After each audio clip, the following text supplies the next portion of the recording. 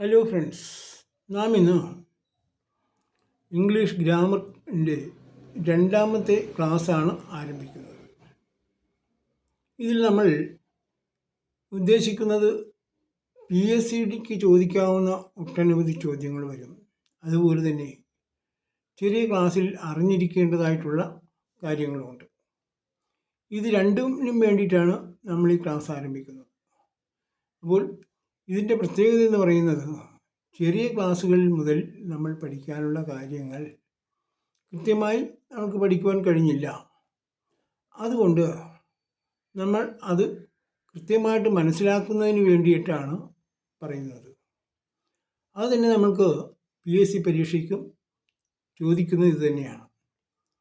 അത് 5 മുതൽ 10 വരെയുള്ള ക്ലാസ്സിൽ, 5 മുതൽ +1 വരെയുള്ള ക്ലാസ്സിലാണ്, +2 +1 വരെയുള്ള ക്ലാസ്സിലാണ് PSC പരീക്ഷയ്ക്ക് ചോദിക്കുന്നത്.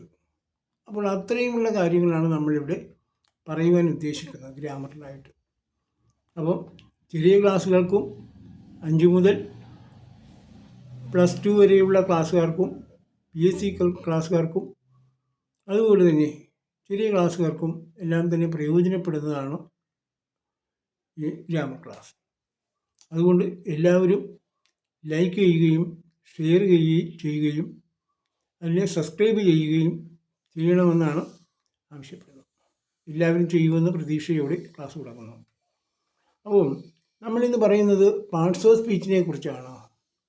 പാർട്സ് ഓഫ് സ്പീച്ച് എന്ന് പറഞ്ഞാൽ എന്താണ്? നമ്മുടെ മലയാളത്തിൽ കൊണ്ട് വിഭക്തി പ്രത്യയങ്ങൾ എന്നാണ് മലയാളത്തിൽ പറയുന്നത്. എന്താണ് പാർട്സ് ഓഫ് സ്പീച്ച് എന്ന് നോക്കാം. ഇപ്പം നൗൺ ഉണ്ട്, adjective, pronoun, verb, adverb, preposition, conjunction, interjection. ഇതിൽ പറയാം: noun, adjective, pronoun, verb, adverb, preposition, conjunction and interjection. ഇതാണ് നമ്മൾ പാർട്സ് ഓഫ് സ്പീച്ച് എന്ന് പറയുന്നത്. ഇതിൻ്റെ ഉപയോഗം എങ്ങനെയൊക്കെയാണെന്ന് നോക്കാം. എന്താണ് noun? Noun is A person, place or A thing. ഒരു വസ്തുവിൻ്റെയോ ഒരു സാധനത്തിൻ്റെയോ ഒരാളിൻ്റെയോ പേരായ ശബ്ദത്തിലാണ് നൗൺ എന്ന് പറയുന്നത്. അപ്പോൾ നമ്മൾ പറഞ്ഞു നൗൺ. ഇനി Rama is A boy. Raman എന്ന് പറയുന്നത് എന്താണ്? ഒരു നൗണാണ്. അതുപോലെ തന്നെ Akbar was A great king. Akbar എന്ന് പറയുന്നത് എന്താണ്? അത് ഒരു നാമമാണ്. ഗ്രേറ്റ് കിങ് എന്ന് പറയുന്നതാണ്, അതൊരു നാമമാണ്. അപ്പോൾ ഒരാളിൻ്റെയോ ഒരു സാധനത്തിൻ്റെയോ ഒരു പേരായ ശബ്ദത്തിനെയാണ് നമ്മൾ പറയുന്നത് നൗൺ എന്ന് പറയുന്നത്. ഇനി നമുക്ക് അഡ്ജക്റ്റീവ് എന്താണെന്ന് ചോദിക്കാം. നോക്കാം. Adjective is a word used to add something the meaning of noun. നൗണിൻ്റെ വിശേഷണമാണ്, നാമവിശേഷണം എന്ന് പറയും. He is a brave boy. നാമവിശേഷണമാണ്. നാമം എന്ന് പറഞ്ഞാൽ എന്താണ്? ഒരാളിൻ്റെയോ ഒരു സാധനത്തിൻ്റെയോ ഒരു പേരായ ശബ്ദം. He is a brave boy. അവനൊരു ധൈര്യശാലിയായ ആൺകുട്ടിയാണ്. ആ ആൺകുട്ടിയെ ഒന്നുകൂടി നമ്മൾ വിശേഷിപ്പിക്കേണ്ടതാണ് ബ്രേവ് ബോയ്. ബ്രേവ്. ആ ബ്രേവ് എന്ന് പറയുന്നതാണ് അഡ്ജക്റ്റീവാണ്.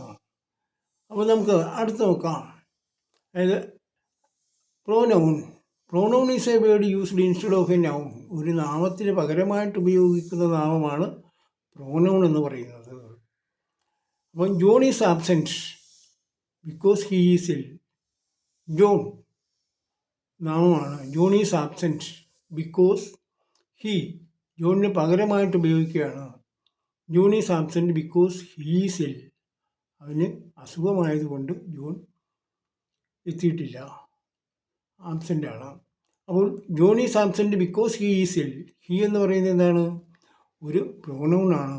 ജോണിന് പകരമാണ് ഹീ എന്ന് ഉപയോഗിച്ചിരിക്കുന്നത്. അപ്പോൾ PSC പരീക്ഷയ്ക്ക് ചോദിക്കാം, John is absent because dash is ഇൽ. അപ്പോൾ എന്താണ് നമ്മൾ എടുക്കേണ്ടത്? ജോണിന് പകരം വരുന്ന വാക്ക്, അത് പ്രോനൗണാണ് അവിടെ ഉപയോഗിക്കേണ്ടത്. ഹീ എന്ന പ്രോനൗണാണ് നമ്മളവിടെ ഉപയോഗിക്കേണ്ടത്. Sita is absent because she is ill. Sita എന്ന് പറയുന്നത് എന്താണ്? ഒരു പെൺകുട്ടിയാണ്, ഒരു നാമമാണ്. അതിന് പകരമായിട്ട് നമ്മൾ എന്ത് ചെയ്യും? ഷീ എന്നാണ് ഉപയോഗിക്കേണ്ടത്. അവൾ. സീത ആബ്സെൻ്റ് ആണ്, അവൾക്ക് അസുഖമായതുകൊണ്ട്. ഇനി നമ്മൾ വെർബിൻ്റെ നോക്കാം. വെർബ് എന്ന് പറഞ്ഞാൽ എന്താണ്? ഒരു പ്രവൃത്തിയെ കുറിക്കുന്ന പദം. Verb is a word used to express an action. ഒരു പ്രവൃത്തിയെ കുറിക്കുന്ന പദത്തിനെയാണ് നമ്മൾ പറയുന്നത് വെർബ് എന്ന് പറയുന്നത്. She wrote a letter. അവൾ ഒരു കത്തെഴുതി. He drink coffee. അവൻ ചായ കുടിക്കുന്നു. ഡ്രിങ്ക് എന്ന് പറഞ്ഞാൽ എന്താണ്? കുടിക്കുക. അതൊരു പ്രവൃത്തിയെ കുറിക്കുന്ന പദമാണ്. She wrote. റൈറ്റിൻ്റെ പാസ്റ്റ് ടെൻസാണ് റോട്ട്. അവൾ റോട്ട് എഴുതി. അവളൊരു കത്തെഴുതി. എഴുതി, കുടിച്ചു, അല്ലെങ്കിൽ തിന്നു. ഇതെല്ലാം എന്താണ്? ഒരു പ്രവൃത്തിയെ കുറിക്കുന്ന പദമാണ്. ഇതിനെയാണ് നമ്മൾ പറയുന്നത് വെർബ് എന്ന് പറയുന്നത്. ഇനി അതുപോലെ തന്നെ നമുക്ക് അഡ്വർബ് എന്താണെന്ന് നോക്കാം. അടുത്തത്, adverb is a word used to add something the meaning of verb. അതായത് അഡ്ജക്റ്റീവ് ഓർ അനദർ അഡ്വർബ്. ഒരു ക്രിയാവിശേഷണം എന്ന് വേണേൽ പറയാം. അല്ലെങ്കിൽ something to add used something to the meaning of verb. വെർബിന് കുറച്ചുകൂടി ഫലവത്തായ അർത്ഥം തരത്തക്ക രീതിയിൽ ഉപയോഗിക്കുന്നതാണ് adverb. He worked some quickly. He worked some quickly. അവൻ വളരെ വേഗത്തിലാണ് ജോലി ചെയ്യുന്നത്. വേഗത്തിൽ അവൻ ജോലി ചെയ്യുന്നുണ്ട്. ചെയ്യുന്നു. വർക്ക്ഡ് ചെയ്യുക, പ്രവൃത്തിക്ക് ചെയ്യുക. അതിന് വളരെ വേഗത്തിൽ എന്ന് വെച്ചാൽ ക്വിക്ക്ലി. അവൻ വളരെ വേഗത്തിലാണ് ജോലി ചെയ്യുന്നത്. അപ്പം ക്വിക്ക്ലി എന്ന് പറയുന്നത് എന്താണ്? അവിടെ അഡ്വർബാണ്. ഇനി പ്രിപ്പോസിഷൻ എന്താണ്? Preposition is a word used with a noun or a pronoun to show how a person or thing denoted by noun or pronoun. അതായത് ഇത് രണ്ട് വാക്കുകളെ തമ്മിൽ, രണ്ട് സെൻറ്റൻസുകളെ തമ്മിൽ, രണ്ട് വാക്കുകളെ തമ്മിൽ ജോയിൻ ചെയ്യാൻ വേണ്ടി ഉപയോഗിക്കുന്നതാണ് preposition. There is a cow in the garden. There is a കൗ. അവിടെ ഒരു പശുവുണ്ട്. എവിടെയാണ്? In the garden. ഇന്നെന്ന് പറയുന്നത് എന്താണ്? അത് പ്രിപ്പോസിഷനാണ്. There is a cow in the garden. ഗാർഡനിൽ തന്നെ ഒരു പശുവുണ്ട് എന്ന് നമുക്ക് പറയാം. ഇന്നെന്ന് പറയുന്ന പ്രിപ്പോസിഷൻ. അപ്പോൾ പ്രിപ്പോസിഷൻ ഒരുപാടുണ്ട്. വേർഡ് വിത്ത് പ്രിപ്പോസിഷൻ ഉണ്ട്.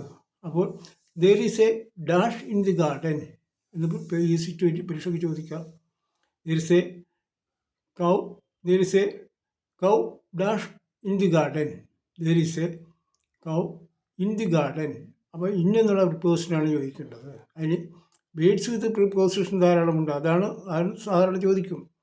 അപ്പോൾ ഇതും ചോദിക്കാൻ സാധ്യതയുള്ളതാണ്. അതുകൊണ്ട് അത് ഓർത്തിരിക്കുക. വേർഡ് വിത്ത് പ്രിപ്പോസിഷൻ വരുന്ന ഒരുപാട് വാക്കുകളുണ്ട്. അത് നമ്മൾ പ്രത്യേകിച്ച് ക്ലാസ് എടുക്കുന്ന കൂട്ടത്തിൽ ധാരാളം പറയുന്നതാണ്. ഇനി അതുപോലെ തന്നെ കൺജങ്ഷൻ. കൺജങ്ഷൻ എന്ന് പറഞ്ഞാൽ എന്താണ്? Word used to join words or sentence. സെൻറ്റൻസിനെയോ വാക്കുകളെയോ കൂട്ടി യോജിപ്പിക്കുന്നതാണ് ഇത്. വേർഡ്സിനെയോ അതുപോലെ സെൻറ്റൻസിനെയോ വാക്കുകളെയോ കൂട്ടി യോജിപ്പിക്കുന്നതാണ് കൺജങ്ഷൻ എന്ന് പറയുന്നത്. Rama and Hari are cousin. രാമനും ഹരിയും കസിനാണ്. അതുപോലെ തന്നെ അതായത് 2 and 2 make 4. 2 2 4 രണ്ടും ആൻഡ് എന്ന് പറയുന്ന കൺജങ്ഷൻ. അതുപോലെ തന്നെ ഐ റാൻ ഫാസ്റ്റ്. ഞാൻ വളരെ വേഗത്തിൽ ഓടി. But missed the train. എന്നാൽ ട്രെയിൻ എനിക്ക് കിട്ടിയില്ല. ബട്ട് എന്ന് പറയുന്നത് എന്താണ്? അവിടെ കൺജങ്ഷനാണ്. ഇനി അടുത്തത് interjection. Interjection is a word express some sudden feeling. നമ്മളൊരു പ്രത്യേകിച്ച് ഉണ്ടാകുന്ന ഒരു മാനസിക അവസ്ഥയെ കാണിക്കുന്നതിന് വേണ്ടിയിട്ട് ഉപയോഗിക്കുന്നതാണ്. നമ്മളൊരു മരിച്ചും ചോദിക്കുമ്പോൾ നമ്മളെന്താ പറയുക? മരിച്ചു പോയാ.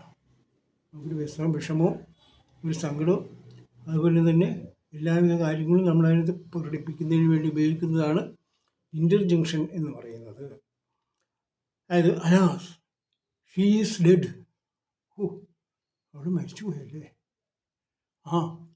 എന്ന് പറയുന്ന അതിനെയാണ് നമ്മൾ അലാസ് എന്ന് പറയാണ് ഇൻ്റർജങ്ഷൻ.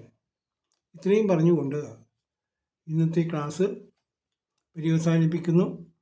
എല്ലാവർക്കും മനസ്സിലായെന്ന് വിശ്വസിക്കുന്നു. അപ്പോൾ എല്ലാവരും സബ്സ്ക്രൈബ് ചെയ്യുവാനും ലൈക്ക് ചെയ്യുവാനും കമൻറ്റ് ചെയ്യുവാനും മടിക്കരുത് എന്ന് ഷെയറും ചെയ്യണം എൻ്റെ കൂട്ടത്തിൽ എന്ന് പറഞ്ഞുകൊണ്ട് ക്ലാസ് നിർത്തുന്നു. Good bye.